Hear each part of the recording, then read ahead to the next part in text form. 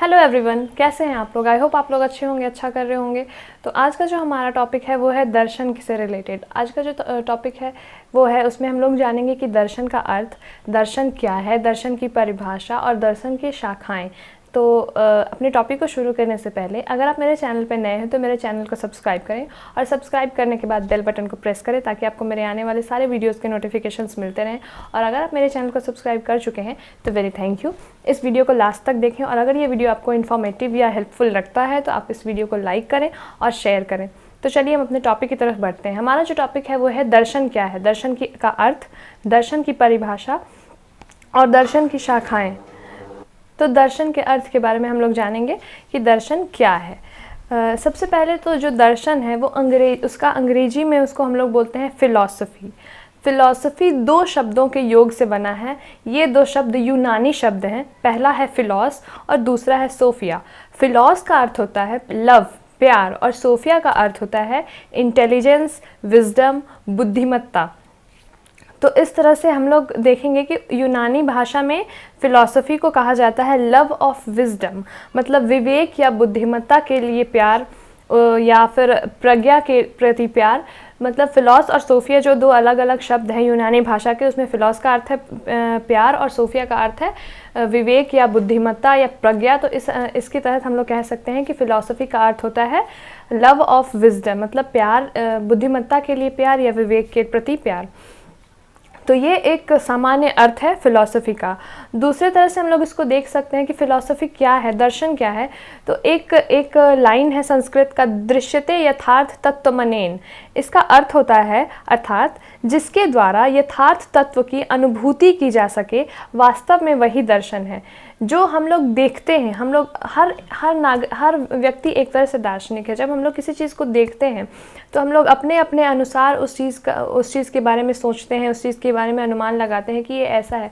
जैसे कोई सिनेमा ही कोई देख रहा है, तो अगर 4 व्यक्ति उस सिनेमा को देख रहा है तो किसी को उसके अंदर सिर्फ अच्छाइयाँ दिखेंगी, किसी को उसके अंदर बुराइयाँ दिखेंगी, किसी को उसके अंदर अच्छाइयाँ बुराइयाँ दोनों दिखेंगी, और किसी को उसके अंदर कुछ भी नहीं, उसको उससे कोई फ़र्क नहीं पड़ेगा। तो ये अपने अपने हमारी जो विवेक है, हमारी जो बुद्धिमत्ता है, उसके अनुसार, हमारी जो मानसिक स्थिति है उसके अनुसार हम उसका आकलन करते हैं। हम उसके बारे में अपना दर्शन देते हैं कि जिसको किसी को वो चीज़ अच्छा लग रहा है, किसी को बुरा लग रहा है। तो जो यथार्थ तत्व है, जो वास्तव में जो चीज़ है, वो जो दर्शन उस चीज़ की अनुभूति करवाता है। या उसको दूसरे शब्दों में कह सकते हैं कि दर्शन हमारी भावनाओं एवं मनोयोग को प्रतिबिंबित करता है और ये भावनाएं हमारे कार्यों को नियंत्रित करती हैं। तो हमारे अंदर जो भावनाएं हैं, हमारा जो मनोयोग है, उसको दर्शाता है। हम लोग किसी भी चीज़ को लेकर के जो दर्शन देंगे वो हमारे अंदर की भावनाएं, हमारे अंदर जो मनोदशा है, जो मनोयोग है, उसको दर्शाता है। और यही भावनाएं हम जो कार्य करते हैं उसको नियंत्रित करती हैं कि हम अच्छा कार्य कर रहे हैं, बुरा कार्य कर रहे हैं। तो ये दर्शन का ये एक शाब्दिक अर्थ है कि दर्शन ये है। जो शाश्वत जो दर्शन है, वो पहले जब दर्शन दिया जाता था तो पहले ज़्यादा माना जाता था कि शाश्वत सत्य जो है उसकी खोज ही दर्शन है, और जो व्यक्ति इस खोज में निर्लिप्त रहता है उसको दार्शनिक कहते हैं। अब दर्शन की काफ़ी सारी शाखाएं हैं, तो उसमें अलग अलग चीज़ों को भी पढ़ना है। पर सबसे पहले जब दर्शन आया तो दर्शन का सबसे पहला उद्देश्य था शाश्वत सत्य की खोज। यही दर्शन, और जो लोग इसके बारे में पढ़ते थे, इसकी खोज करते थे या इसमें निर्लिप्त, सदैव इसमें निर्लिप्त रहते थे, उनको ही दार्शनिक कहा जाता था। अब है दर्शन की परिभाषा। दर्शन की परिभाषा तो बहुत सारे दार्शनिक, बहुत सारे विचारकों ने अपने अपने मतों के अनुसार अलग अलग परिभाषाएं दी हैं, परंतु कुछ महत्वपूर्ण दार्शनिक और कुछ महत्वपूर्ण परिभाषा के बारे में हम लोग यहाँ पे देखेंगे। तो सबसे पहली परिभाषा जो हम लोग देखेंगे वो है अरस्तू के द्वारा दी गई परिभाषा। अरस्तू ने दर्शन के बारे में क्या लिखा है, क्या कहा है। उनका कहना है कि दर्शन वह विज्ञान है जो परम तत्व के यथार्थ स्वरूप की जाँच करता है। Philosophy is a science which investigate the nature of being as it is know itself। ये अरस्तू के द्वारा दर्शन की परिभाषा दी गई है। उसके बाद फिक्टे के शब्दों में फिक्टे ने क्या कहा है दर्शन के बारे में। उन्होंने कहा है दर्शन ज्ञान का विज्ञान है। Philosophy is a science of knowledge. उसके बाद डॉक्टर राधाकृष्णन के अनुसार दर्शन की क्या परिभाषा है। डॉक्टर राधाकृष्णन ने दर्शन के बारे में कहा है कि दर्शन वास्तविकता के स्वरूप की तार्किक चिंतन है, मतलब दर्शन वास्तविकता के स्वरूप का तार्किक चिंतन है। Philosophy is a logical inquiry into the reality of nature. उसके बाद हर्बर्ट स्पेंसर ने दर्शन के बारे में क्या कहा है? उन्होंने कहा है कि दर्शन एक सार्वभौमिक विज्ञान के रूप में प्रत्येक से संबंधित है। Philosophy is concern with everything as a universal science. तो ये सारी दर्शन की परिभाषाएं थी। अब हम लोग जानेंगे कि दर्शन की शाखाएं कौन कौन सी है। मुख्यतः दर्शन की 3 शाखाएं हैं। सबसे पहला है तत्व मीमांसा, मेटाफिजिक्स। दूसरा है ज्ञान मीमांसा, एपिस्टेमोलॉजी। और तीसरा है मूल्य मीमांसा, एक्सियोलॉजी। अब मेटाफिजिक्स क्या है, ज्ञान मीमांसा क्या है, मतलब तत्व मीमांसा क्या है, ज्ञान मीमांसा क्या है और मूल्य मीमांसा क्या है। तो तत्व मीमांसा है वास्तविकता का ज्ञान, जिसके द्वारा हमें वास्तविकता का ज्ञान मिलता है, वो है तत्व मीमांसा। तत्व मीमांसा के अंतर्गत कौन कौन सी बातें आती हैं? तो तत्व मीमांसा के अंतर्गत आती हैं धर्मशास्त्र, जिसको थियोलॉजी बोलते हैं। यह ईश्वर के अस्तित्व का अध्ययन करता है। दूसरा आता है सत्ता शास्त्र, जिसको ऑन्टोलॉजी बोलते हैं। यह अंतिम वास्तविकता का अध्ययन करता है। तीसरा आता है ब्रह्मांड शास्त्र, कॉस्मोलॉजी। यह सृष्टि के रहस्यों का अध्ययन करता है।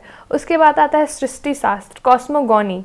यह ब्रह्मांड के उद्गम तथा विज्ञान के सिद्धांतों से संबंधित है। उसके बाद आता है आत्मदर्शन, फिलॉसफी ऑफ सेल्फ। यह स्व के दार्शनिक विश्लेषण से संबंधित है, अर्थात मैं कौन हूँ। उसके बाद आता है युगांत दर्शन, एस्केटोलॉजी। यह अंतिम सत्य, मृत्यु के बाद आत्मा की स्थिति, परलोक की प्रकृति से संबंधित है। उससे इन सब चीज़ों के बारे में अध्ययन करता है, बताता है।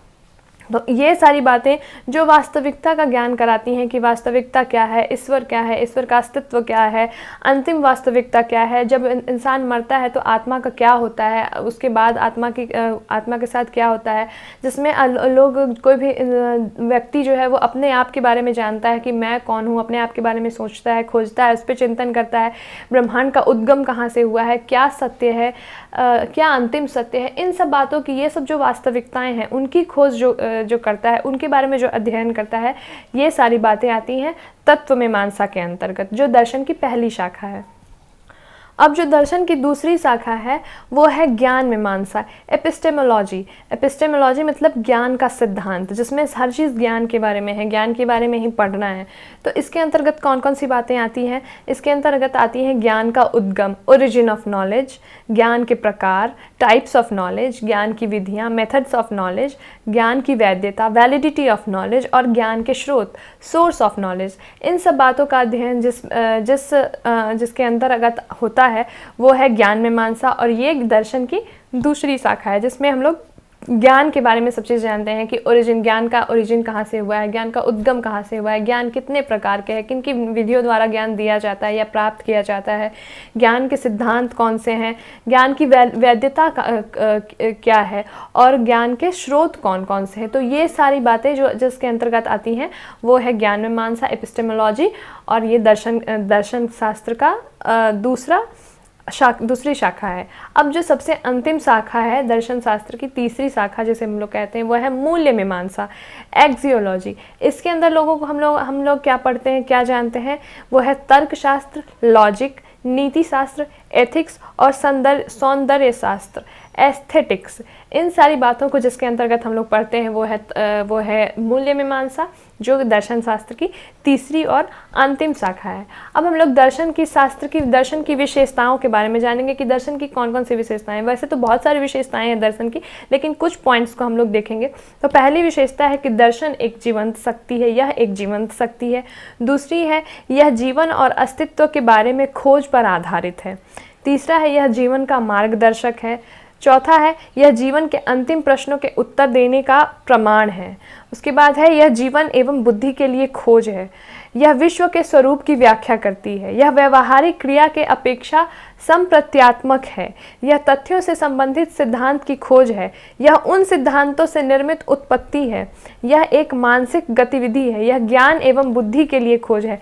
तो ये सारी जो विशेषताएं हैं वो दर्शन की हैं। ये तो हम लोगों ने इस वीडियो में देखा कि दर्शन के अर्थ क्या हैं, दर्शन की परिभाषाएं कौन कौन सी हैं, दर्शन की शाखाएं कौन कौन सी है, उन शाखाओं के अंतर्गत कौन कौन सी बातें आती हैं, उसके बाद दर्शन की विशेषताएं क्या है। अब हम लोग अपने अगले वीडियो में देखेंगे कि दर्शन किस प्रकार शिक्षा से संबंधित है, दर्शन और शिक्षा एक दूसरे से किस प्रकार संबंधित हैं। तो आप मेरे वीडियो को देखते रहिए, और अगर ये वीडियो आपको अच्छा लगा है तो लाइक कीजिए, हमारे चैनल को सब्सक्राइब कीजिए और जुड़े रहिए हमारे चैनल के साथ। Thank you for watching the video, और मिलेंगे हम लोग अपने नेक्स्ट वीडियो में। तब तक के लिए नमस्कार and have a good day, great day, very thank you.